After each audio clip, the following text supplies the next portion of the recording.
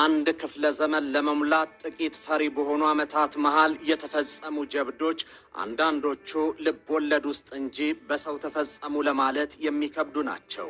የወገንን ልብ ያሞቁ በጠላት ቀጠና በተከበበ ክልል ላንቃቸውን ሽቅብ የከፈቱ አፈሙዞችን ተረማምዶ የጠላት ወረዳን ዶግ አመድ የማድረግ ትንግርት ለአየር ኃይሉ መደበኛ የግዳጅ ግብሩ ሆኖ ሰንብቷል።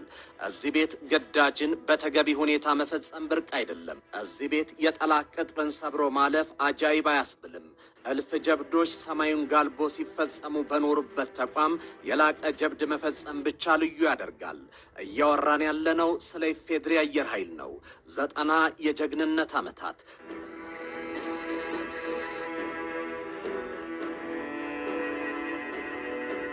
ዘጠና በደመና ላይ በልበ ሙሉነት የመረማመድ 90 ከጠላት እሳት ጎራሽ ጥያሬዎች ሰማዩን የመከላከል 90 የጠላት ኮንክሪት ምሽጎችን የመናድና ነፍጥ አንጋች ወራሪን በወረንጦ የመልቀም ያህል ከገደልና ከዳዋ ውስጥ የማጽዳት አኩሪ ታሪክ የኢፌድሪ አየር ኃይል 90 ዓመት ሞላው።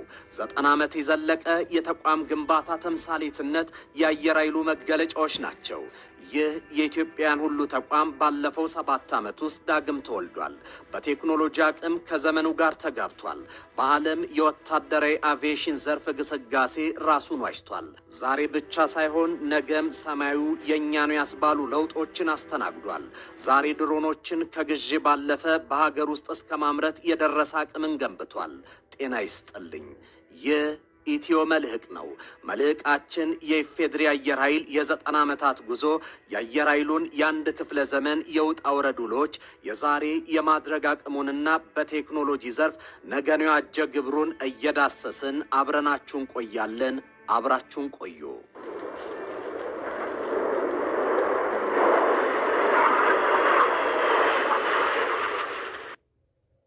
በርካታ አፍሪካውያንና እስያውያን አውሮፕላን በማያውቁበት ዘመን ኢትዮጵያ አየር ኃይል አቋቁማለች። በአገሪቱ ነባርና አንቱ ከተባሉ ተምሳሌታዊ የተቋም ግንባታ ታሪክ ካላቸው ተቋማት አየር ኃይሉ አንዱ ነው።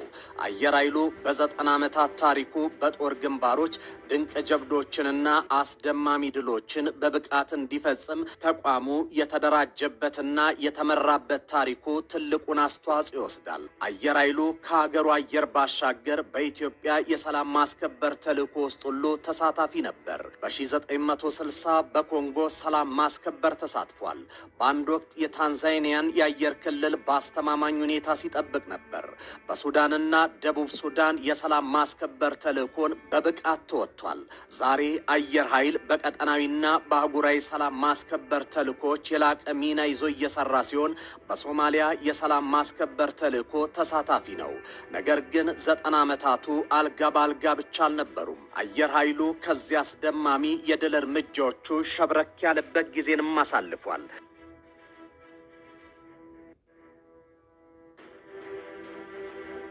ሆኖም አስደናቂው ግስጋሴው የውድቀት ጥፋት አጋጥሞት 1982 ላይ ፍሬን ይዟል።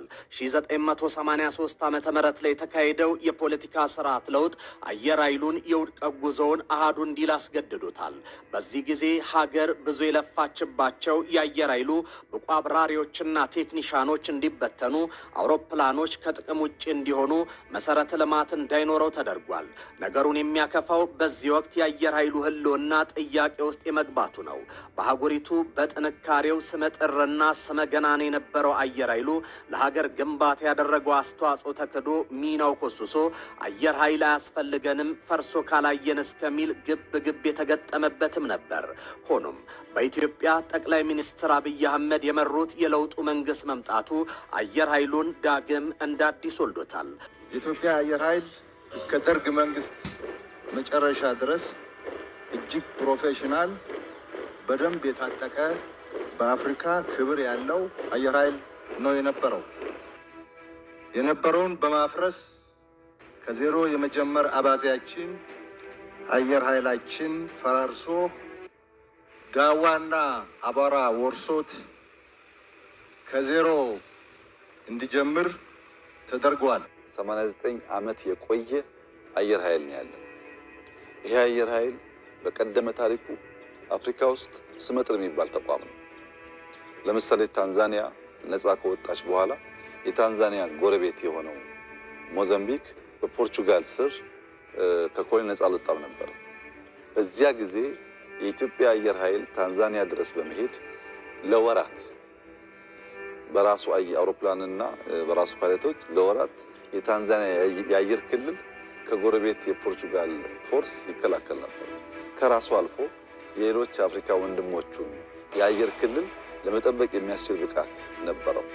ነገር ግን ባለፉት 30 ዓመታት ገደማ በጣም ከተመቱ፣ ከተዳከሙ፣ በሁለት እግራቸው ቆሞ መጓዝ ከተቸገሩ ተቋማት አንዱ የኢትዮጵያ አየር ኃይል ኤርፎርስ ላይ ባለፉት 2-3-4 ዓመታት ያው ሁላችሁም እንደምታውቁት ከፍተኛ ክትትል፣ ቁጥጥር፣ ድጋፍ ይደረግ ነበረ።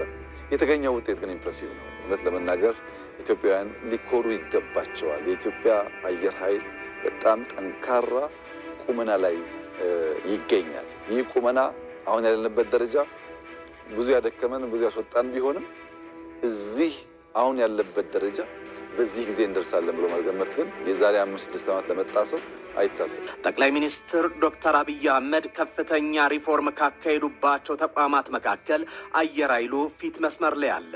ባለፉት 7 ዓመታት ኢትዮጵያ የላቀ አየር ኃይል ያስፈልጋታል የሚለው የመንግስት አቋም ተቋሙ በፖሊሲና በበጀት ስትራቴጂያዊ ለውጥ እንዲያደርግም አስችሎታል። በእነዚህ ዓመታት ውስጥ ከፖለቲካዊ የስርዓት ለውጦች ባሻገር ያለ ዘላቂ ተቋም መገንባትን ታሳቢ ያደረገ ተቋማዊ ግንባታ ተከናውኗል። ዛሬ አየር ኃይሉ በታጠቀው ቴክኖሎጂና የማድረግ አቅሙ ስሌት ውስጥ ሲገባ በታሪክ ውስጥ ከፍተኛ ደረጃ ላይ ደርሷል። የሰው ኃይል ግንባታ፣ ትጥቅ ማዘመን፣ የውጊያ መሰረተ ልማቶችን መገንባትና አየር ኃይሉ ስሙን ክብሩንና አቅሙን የሚመጥን ምቹ የሥራ አካባቢ ተገንብቶለታል። ሪፎርሙ አየር ኃይሉን እንደ አዲስ ከመፍጠር ባሻገር የቀደመ ስምና ክብሩን መልሶ የማድረግ አቅሙን አልቆታል። ከዘመኑ የቴክኖሎጂ አብዮት ጋር አዋዶ ዘመኑን የዋጀ ተቋም አድርጎ ወልዶታል። በዚህም የኢትዮጵያ አየር ክልልን የሚያስጠብቁ ሀገር ወዳድ ሙያተኛና አመራር፣ ዘመናዊ ትጥቆች፣ የውጊያ መሰረተ ልማትና ምቹ የሥራ አካባቢ ተፈጥሯል። ይህ ብቻ አይደለም። አየር ኃይሉ ዛሬ እሽቅድድም በበዛበት ዓለም ከጊዜ ጋር መራመድ ችሏል። በነገው ዓለም ተወዳዳሪ ማድረግ የሚያስችለውን አቅምም ፈጥሯል።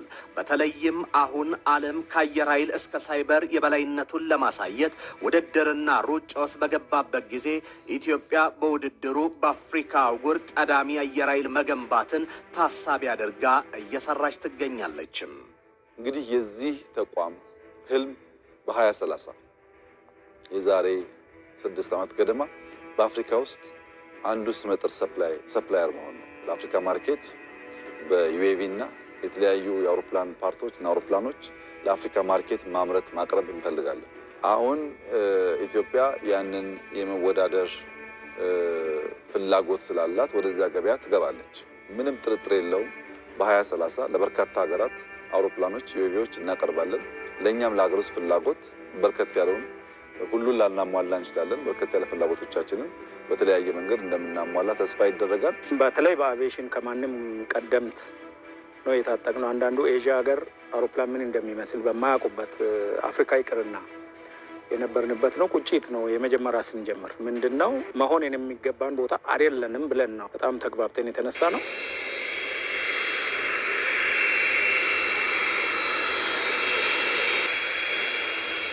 የኢትዮጵያ አየር ኃይል በታሪኩ ከፍተኛ የማድረግ አቅሙ ላይ ይገኛል። ከዘላቂ ተቋም የመገንባት ሪፎርም፣ የውጊያ መሰረተ ልማት ግንባታ፣ ከምቹ የሥራ አካባቢ መፍጠር ባሻገር የትጥቅ ግዢዎችና ትጥቆችን ማምረት የማድረግ አቅሙን በታሪክ ከፍተኛው ማማው ላይ ከሰቀሉት ምክንያቶች መካከል ይጠቀሳሉ። በአየር ኃይል በተካሄደው ሪፎርም ምክንያት እጅግ ዘመናዊ ድሮኖች ባለቤትም ሆኗል። ዛሬ ኢትዮጵያ በዓለም ላይ ምርጥ ናቸው የሚባሉትን የድሮን ቴክኖሎጂ ባለቤት ናት። አየር ኃይሉ አቅሙን በሀገራት የውስጥ ጉዳዮች እየገባ በሚፈተፍት የቀጠናውን ረብሾ አደር መንግስት ትከሻ ልክ የትጥቅ ግዢ አቅሙን አልወሰንም። ከዚያ ይልቅ ከየትኛውም በየትኛውም ሁኔታ የኢትዮጵያን ሀገራዊ ጥቅም አደጋ ላይ ሊጥል የሚችል ጉልበተኛ መንግስት ቢመጣ እንኳን መከላከል የሚያስችል አቅምን መገንባት ታሳቢ ያደረገ ነው። የአየር ኃይሉ የትጥቅ ራስን የማደራጀት ግቡም በየትኛውም አቅጣጫ የሚመጣ ጠላትን ተከላክሎ የኢትዮጵያን ጥቅም ማስከበር መሪ ያደረገ ነው። የኢፌዴሪ አየር ኃይል ሀያላኑ ሀገራት ጦር አውድማዎች ላይ እየተጠቀሙባቸው ያሉ ዘመናዊ የጦር አውሮፕላኖችን ያንቀሳቅሳል። ተቋሙ ከዛሬ ባሻገር ነገን ተመልክቷል። አየር ኃይሉ